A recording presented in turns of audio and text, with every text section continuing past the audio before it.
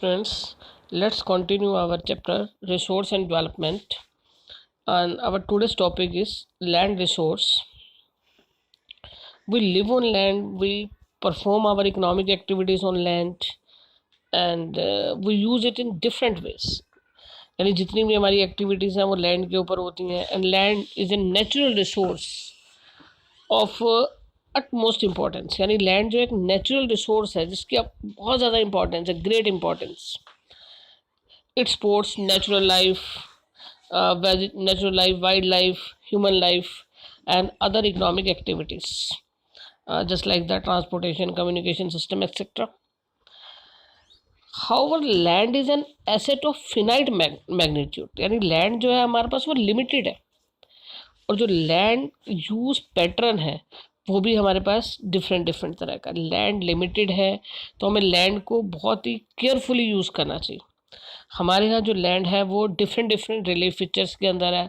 India की जब हम बात कर रहे हैं तो लैंड जो है डिफरेंट रिलीफ फीचर्स में हमारे यहाँ अप्रोक्स 43% जो लैंड है वो प्लेन एरिया है, और जो ये प्लेन एरिया है ये एग्रीकल्चर और इंडस्ट्रीज के लिए यूज़फुल है। अगर हम बात करें 30% of land is the mountainous area, और माउंटेनियस एरिया जो रहता है उसमें वो इकोलॉजिकल बैलेंस क्रिएट करने में हेल्पफुल रहता है और टूरिज़्म को बूस्ट करता है। और यहाँ पर जो रहती हैं पेरिनियल रिवर्स, यानी जो सारा साल फ्लो करने वाली जो रिवर्स हैं वो माउंटेनियस एरिया के अंदर रहती हैं। और लास्ट अगर हम बात करते हैं प्लेट्यूज की, तो प्लेट्यूज जो है वो अप्रोक्स हमारे यहाँ 27% जो एरिया है सरफेस, उसके ऊपर 27% के ऊपर plateaus and plateaus is the rich source of minerals. तो ये था हमारा लैंड की हमारे कितनी डिफरेंट जो कैटेगरीज के अंदर हमारे यहाँ लैंड है। नेक्स्ट जो हमारे पास आता है वो आता है कि लैंड यूटिलाइजेशन कैसी है। हमारे इंडिया के अंदर जो लैंड यूटिलाइजेशन पैटर्न है वो क्या है। Land resources are use for the different purpose. First forest, second अगर हम बात करें land not available for cultivation. अब जो लैंड कल्टीवेशन के लिए अवेलेबल नहीं है तो वो कौन सी लैंड है, that is the barren land and waste land. जो हमारी वेस्ट लैंड है या ऐसी लैंड जिसके ऊपर फार्मिंग हम नहीं कर पा रहे हैं ड्यू टू द कि वो गुड लैंड नहीं है फॉर द सोइल और सोइल फर्टिलिटी, सोइल और साथ साथ उसके अपना क्रॉप्स के लिए एक अच्छी लैंड नहीं है। Next land put to non agriculture use, उसके साथ साथ जो लैंड नॉन एग्रीकल्चर यूज़ में हम यूज़ करते हैं वो भी लैंड कल्टीवेशन में यूज़ नहीं हो रही है। थर्ड हमारे पास आता है लैंड अदर अनकल्टिवेटेड लैंड। अब ये uncultivated land excluding fallow land, जो अनकल्टिवेटेड लैंड यानी इसके अंदर फैलो लैंड भी इंक्लूड नहीं है, वो अनकल्टिवेटेड लैंड कौन सी है। एक तो permanent posters and grazing land, यानी जहाँ पर क्या है, जहाँ पर ग्रेजिंग होती है फॉर द एनिमल्स। और नेक्स्ट हमारे पास लैंड अंडर मिसलेनियस ट्रीज, हैं जहाँ पर अलग तरह के जो ट्रीज वगैरह उग जाते हैं, वो लैंड भी कल्टीवेशन के लिए यूज़ नहीं हो रही। और थर्ड हमारे पास इसी में आता है कल्चरेबल वेस्ट लैंड। अभी कल्चरेबल वेस्ट लैंड क्या है, left uncultivated for more than 5 agriculture years, यानी जो लगभग पिछले 5 सालों से उसे कल्टीवेशन के लिए यूज़ नहीं किया गया, that is the culturable waste land. And next is the fallow land. अगर हम फैलो लैंड की बात करें, फैलो लैंड में भी 2 तरह से आ जाता है। एक आती है करंट फैलो लैंड। अब करंट फैलो लैंड यानी left without cultivation for more for 1 और लेस देन 1 एग्रीकल्चर ईयर, इनसे पीछे लगभग 1 साल या 1 साल से थोड़े कम समय से जिसे यूज़ नहीं किया जा रहा for the cultivation, that is known as the fallow land other than current fallow land. और करंट फैलो लैंड के अलावा जो दूसरी लैंड है जो approx 1 to 5 years past 1 to 5 years तक से जिसको यूज़ नहीं किया जा रहा, that is known as the other than current fallow land. उसके बाद आता है net sown area. Net sown area यानी जहाँ पर फार्मिंग हो रही है, that is known as the net sown area. तो हमने डिफरेंट लैंड पैटर्न्स को हमने स्टडी किया। डिफरेंट लैंड पैटर्न्स, जिसमें मैंने आपको बताया कि हमारे यहाँ जो लैंड यूटिलाइजेशन है उसमें सबसे पहले फॉरेस्ट की बात करें। सेकंड हमारे पास आ गया land not available for cultivation, यानी वो लैंड जो कल्टीवेशन के लिए अवेलेबल नहीं है, चाहे वो बैरन लैंड है चाहे अदर यूजेस यानी नॉन एग्रीकल्चर यूज़ के अंदर हम यूज़ कर रहे हैं।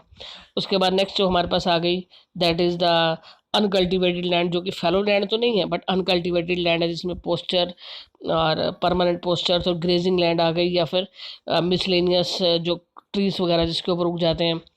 उसके बाद हमने नेक्स्ट किया फैलो लैंड। फैलो लैंड में एक आती है current fallow land, second is other than current fallow land. इसको कम से कम 1 to 5 ईयर्स का टाइम हो चुका हो यूज़ जिसे ना किया गया हो। उसके बाद नेक्स्ट आपने जो पढ़ा नेट सोन एरिया। हम बात करें इंडिया के अंदर land use pattern. Land use pattern in India, the use of land is determined by both factors, physical factors as well as human factors. अब फिजिकल फैक्टर्स की हम बात करें जस्ट लाइक द टोपोग्राफी। अब ये topography क्या है? Topography means physical characteristics of an area. तो जो फिजिकल फैक्टर्स हैं उसके अंदर सबसे पहले आ जाती है टोपोग्राफी, क्लाइमेट, सोइल टाइप। और ह्यूमन फैक्टर्स के अंदर आ जाता है population density. Population density means यानी पर स्क्वायर किलोमीटर के अंदर अप्रोक्स कितने लोग रहते हैं, that is known as the population density. यानी लैंड यूज पैटर्न डिपेंड करता है फिजिकल फैक्टर्स के ऊपर भी और साथ साथ हमारे ह्यूमन फैक्टर्स के ऊपर भी। यानी टेक्नोलॉजिकल कैपेबिलिटी कितनी है, कल्चर और ट्रेडिशंस कैसे हैं, और साथ साथ पॉपुलेशन डेंसिटी कितनी है, इन सब के ऊपर डिपेंड करेगा land use pattern.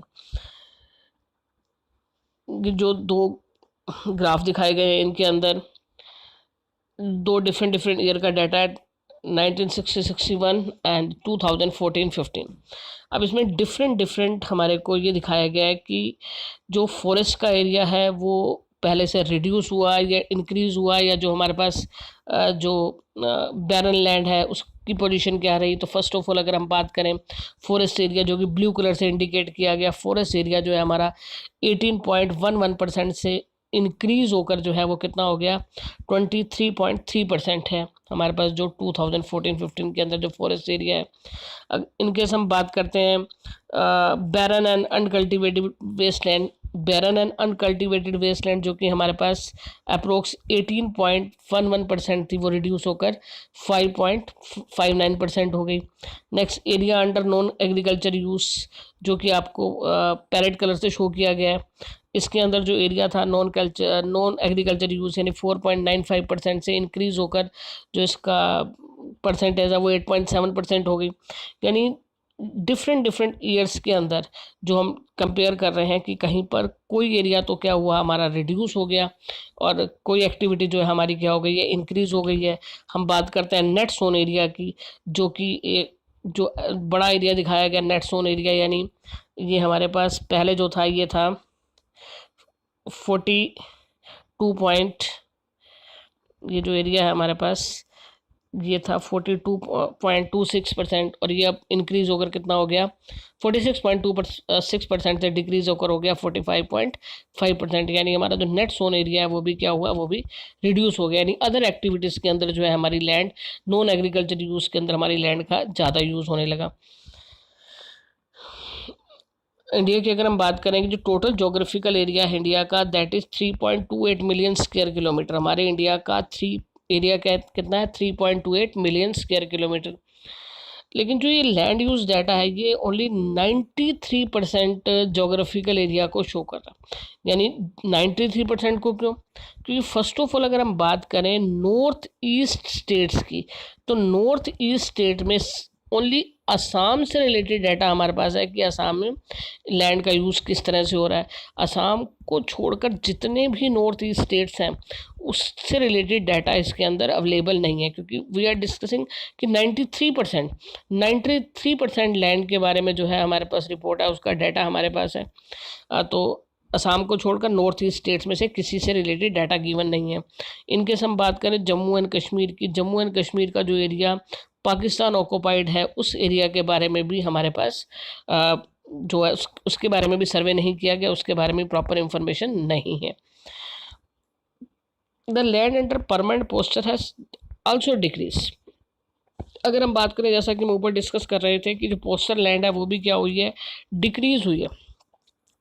How we are able to feed our huge cattle population on this pasture land and what are the consequence. जब पोस्टर लैंड परमानेंट जो पोस्टर लैंड है वो डिक्रीज हो गई, यानी नॉन एग्रीकल्चर यूज़ के अंदर, यानी इनकेस बात करें कि सेटलमेंट्स यानी डिफरेंट रोड्स, मॉल्स और डैम ब्रिज बनाने के ऊपर जो लैंड है वो ज़्यादा यूज़ हो रही है, डिफरेंट टाइप की बिल्डिंग ज़्यादा बनाई जा रही हैं, तो जिससे पोस्टर लैंड भी क्या हुई है, रिड्यूस हो गई है। तो इतनी ह्यूज जो हमारी कैटल पॉपुलेशन है उसके लिए उसके ऊपर उसको हम फीड कहाँ से करवाएंगे, उसके ऊपर क्या इम्पैक्ट पड़ेगा। Most of the other than the current fallow lands are either of poor quality और the cost of cultivation of such land is very high. तो जितनी हमारे पास करंट फैलो लैंड है वो पुअर क्वालिटी की लैंड है, उसके ऊपर जो कॉस्ट ऑफ कल्टिवेशन है वो काफ़ी ज़्यादा आ रहा है। And these lands are cultivated once और twice in about 2 to 3 years। तो जो हमारी फैलो लैंड है, करंट फैलो लैंड है, उसको उसके ऊपर कॉस्ट ऑफ कल्टिवेशन ज़्यादा रहता है। तो उसे उसे क्या करना पड़ता है कि उसमें सोइल फर्टिलिटी को मेंटेन करने के लिए उसे थोड़ा टाइम के लिए खाली छोड़ना पड़ता है, उसके ऊपर फार्मिंग नहीं की जाती। और ऐसी लैंड के ऊपर जो फार्मिंग होती है वो होती है 2 to 3 years के अंदर, वंस और ट्वाइस, 1 और 2 बार। तो अगर हम ऐसे एरिया को भी इंक्लूड कर लें जहाँ पर 2-3 साल में 1-2 बार फार्मिंग की जाती है, तो भी हमारे पास जो नेट सोन एरिया बनता है that is only 54%। 54% of the total reporting area, यानी जितना रिपोर्टिंग एरिया उसमें से हमारे पास 54% जो लैंड है उसके ऊपर फार्मिंग की जाती है। The pattern of net sown area varies greatly from one state to another. जो हमारे पास नेट सोन एरिया का जो पैटर्न है वो भी वेरी करता है। किसी स्टेट के अंदर बहुत ज़्यादा एरिया के ऊपर फार्मिंग होती है। अगर हम बात करें पंजाब हरियाणा, यहाँ पर अप्रोक्स 80% लैंड जो होती है उसके ऊपर फार्मिंग होती है। इनकेस हम बात करते हैं अरुणाचल प्रदेश, मिजोरम, मणिपुर, अंडमान निकोबार आइलैंड, यहाँ पर लेस देन 10% एरिया के ऊपर फार्मिंग होती है। तो हमारे यहाँ जो लैंड यूज़ पैटर्न है वो स्टेट वाइज भी डिफर करता है। Forest area in the country is for lower than the desired 33% of geographical area। हमारे यहाँ जो 40 अपना जो फॉरेस्ट एरिया है वो भी जो डिज़ायर फॉरेस्ट एरिया होना चाहिए, जो नेशनल फॉरेस्ट पॉलिसी 1952 के अंदर बनाई गई उसके अकॉर्डिंग जितना फॉरेस्ट एरिया किसी कंट्री के अंदर इकोलॉजिकल बैलेंस को मेंटेन करने के लिए होना चाहिए, हमारे यहाँ फॉरेस्ट एरिया उससे कम। It was consider essential for maintenance of the ecological balance and the livelihood of million of people also depend on the forest. तो बहुत सारे लोगों का लाइवलीहुड भी फॉरेस्ट के ऊपर डिपेंड करता है, इकोलॉजिकल बैलेंस को मेंटेन करने में भी हेल्प करता है। तो यहाँ पर जो हमारा फॉरेस्ट एरिया है वो कंपेरेटिवली कम है।